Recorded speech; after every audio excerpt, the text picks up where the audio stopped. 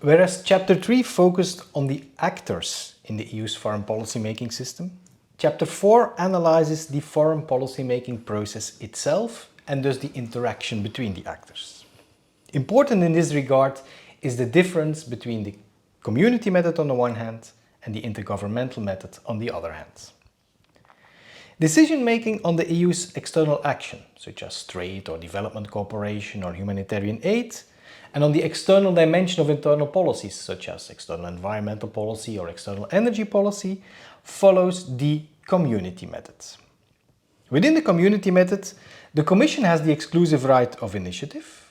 The Council decides, mostly together with the European Parliament, and the Commission implements and manages the budgets. Decisions are legally binding to the Member States, and the Court of Justice provides judicial oversight. Important in the community method is that the Council decides with qualified majority voting, which implies that individual Member States are not able to block decisions. By contrast, decision-making on the CFSP and CSDP follows the intergovernmental method. Here, the Council and the European Council dominate all stages of the policy-making process, supported by the High Representative and the European External Action Service.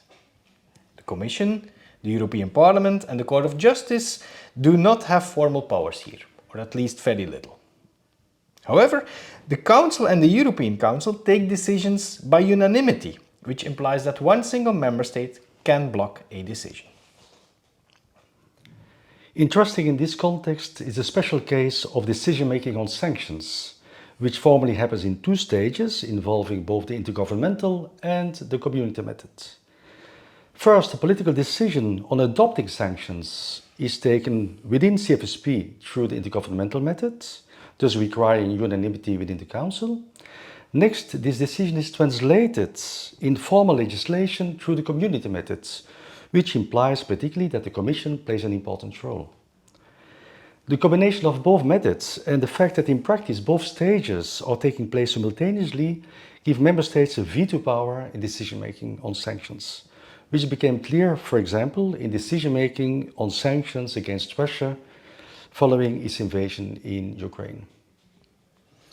Given the complexity of the decision-making procedures, and particularly the unanimity requirement in CFSP and CSDP, the question is how the EU manages to produce a foreign policy at all.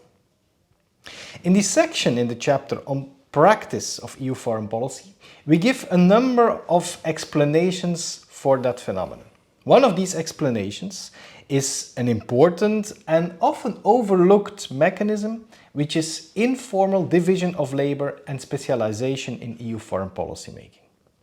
Indeed, on many foreign policy issues, political steering and operational action are provided by a limited number of member states, together with EU-level actors such as the Commission or the High Representative or the European External Action Service, which take the lead in EU policy making and implementation towards a foreign policy issue, towards a third country or region, or towards an international negotiation process. The actors who take the lead do so because they have a specific interest or specific capabilities, and the other member states allow them to take the lead, often because they don't have the capabilities or resources, or because they don't have a specific interest and are rather indifferent toward the issue, and they are happy that the others take the lead for the EU. This also means that there can be a differentiated involvement and engagement of member states in different foreign policy areas, which actually facilitates decision-making. In Chapter 4 we also analyze some other related themes, such as the complexity of the EU's legal competences regarding foreign policy and the distribution of competences between the EU and the Member States. We discuss the financing of the EU foreign policy, including the multi-annual financial framework, the financing of CSDP operations, or the new European Peace Facility, which has been used to finance the delivery of weapons to Ukraine. And finally, importantly, we discuss the major issue and challenge of consistency, which obviously results from this complex foreign policy system of the European Union.